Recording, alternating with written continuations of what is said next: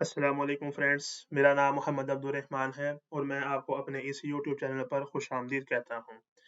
इस web series में हम एचटीएमएल को सीख रहे हैं। पिछले लेक्चर में हमने एचटीएमएल का इंट्रोडक्शन देखा था और इस लेक्चर में हम एचटीएमएल का बेसिक सिंटैक्स सीखेंगे, यानी एचटीएमएल को लिखने का तरीका। तो आइए शुरू करते हैं।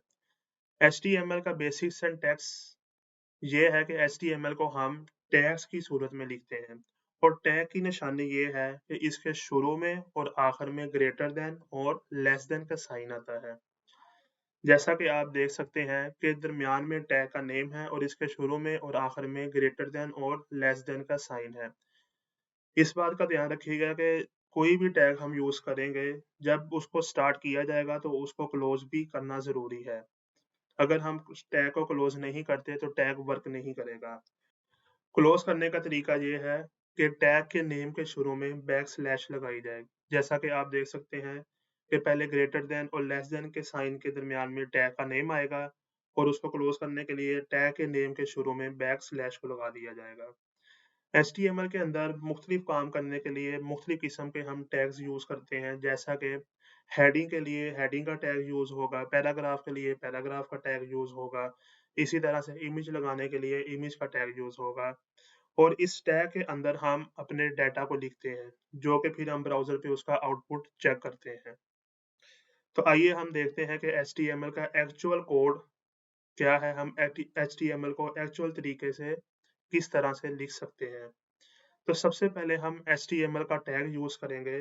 जब भी हम अपने एडिटर पे जाएँगे, तो सबसे पहले हम HTML का टैग लगाएँगे। इसके अंदर फिर सबसे पहले हम हेडिंग का टैग यूज़ करेंगे, यानी हेडिंग देने के लिए। हेडिंग का टैग में जो भी डेटा लिखा जाएगा, वो हमें आउटपुट के तौर पर शो नहीं होगा। वो या तो बैकग्राउंड पे रन होगा या फिर हमें ऊपर टाइटल बार के अंदर नज़र आए। हेडिंग टैग के अंदर हम सीएसएस की फाइल्स को अटैच कर सकते हैं। सीएसएस क्या है, ये हम इंशाल्लाह आगे आने वाले लेक्चर्स के अंदर पढ़ेंगे कि सीएसएस क्या होती है और इसका क्या इस्तेमाल होता है वेब डेवलपमेंट के अंदर। उसके फाइल के जो लिंक्स होते हैं, उसको हम हेडिंग टैग के अंदर यूज़ करते हैं और इसी तरह से हमने कोई भी टाइटल बनाना होता है, तो उसको हम हेडिंग टैग के अंदर लिखते हैं, जैसा कि आप स्क्रीन पे देख सकते हैं कि टाइटल लिखने के लिए हम हेडिंग टैग का यूज़ करते हैं। उसके बाद फिर बॉडी टैग आता है। बॉडी टैग के अंदर हम बाकी सारा डाटा लिखते हैं, जो कि हमने प्रिंट करवाना होता है, यानी ब्राउज़र के ऊपर जो हमने देखना होता है, वो सारा का सारा डाटा बॉडी टैग के अंदर आता है।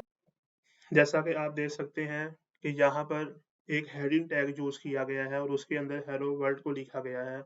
इसको हम ब्राउज़र पे प्रिंट करवा के इसका रिज़ल्ट चेक करेंगे। जैसा कि आप देख सकते हैं कि हमने इस कोड को रन करके ब्राउज़र पे प्रिंट करवा के देखा है। आप देख सकते हैं सबसे ऊपर यहाँ पर टाइटल लिखा हुआ है, जो कि हमने हेडिंग टैग के अंदर लिखा था। हेडिंग टैग के अंदर हम जो भी कुछ लिखेंगे, वो या तो बैकग्राउंड पे रन होगा या फिर इस टाइटल बार के अंदर हमें शो होगा। और इसके नीचे आप देख सकते हैं यहाँ पर ये हेलो वर्ल्ड लिखा आ रहा है, जो कि हमने बॉडी टैग के अंदर यूज़ किया था। तो इस तरह से हम HTML का कोड लिख सकते हैं और उसको प्रिंट करवा सकते हैं, उसको रन करवा सकते हैं। तो अब आइए देखते हैं कि HTML की फ़ाइल को सेव करने का तरीका क्या है। HTML की फ़ाइल को सेव करने का तरीका ये है कि जब भी हम HTML की फ़ाइल को सेव करें, तो फ़ाइल के नेम के आगे .html की एक्सटेंशन को लगाना ज़रूरी है। अगर हम HTML की एक्सटेंशन को नहीं लगाएँगे, तो हमारी फ़ाइल जो-सी है वो ब्राउज़र पे रन नहीं होगी। और कोशिश कीजिएगा कि जब भी आप HTML की फ़ाइल का नेम लिखें, तो उसके दरमियान में स्पेस ना दें। तो चलिए आज का लेक्चर इधर ही ख़त्म करते हैं। उम्मीद करता हूँ कि आपको इस लेक्चर से ज़रूर फ़ायदा हासिल होगा। अपना ख़्याल रखिएगा। अल्लाह हाफ़िज़।